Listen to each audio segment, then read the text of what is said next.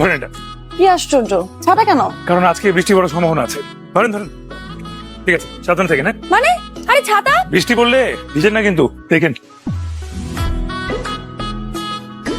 Hello, কি ব্যাপার, এভাবে এই সময় হাঁটছেন কেন? বুদ্ধি বের করছি, কিসের বুদ্ধি? কিভাবে ঘরে ঢোকা যায় সেই বুদ্ধি।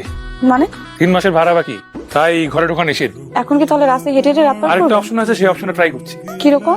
ওই 1 মাসের ভাড়া মানে 4000 টাকা দিলে নাকি এই মাস থাকতে দিবে। এখন এই 4000 একজনের কাছ থেকে নিব নাকি 1000 2000 করে কয়েকজনের কাছ থেকে নিব, এটাই ভাবছি এখন। তো আপনার এই ভাবনাটা আর কতক্ষণ ধরে চলবে? যতক্ষণ না ম্যানেজ হয়ে যাবে ততক্ষণ। তার মানে ততক্ষণ আপনি এভাবে হাঁটতে থাকবেন? হ্যাঁ, তাই বলতে পারে, তাই করবো। অথবা বিকল্প কোনো পথ বেরোলে সেটা খুঁজে নিব, কিন্তু এখন রাখছি। হ্যাঁ, সময় অনেক অল্প, ভাবনা অনেক বেশি।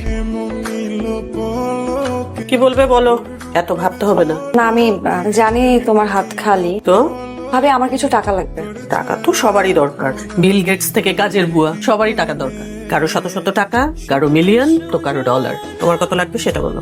আমার 4000 টাকা লাগবে। এত রাতে টাকা দিয়ে কি করবে? আমার এক বন্ধু অনেক বিপদে পড়েছে। বিপদ কি খুব বেশি? ঠিক আছে, দিচ্ছি। হ্যালো, আপনি একটু আমার বারান্দার নিচে আসবেন। বলেন। ক্যাচ ধরুন। পেয়েছেন? কি হচ্ছে এসব?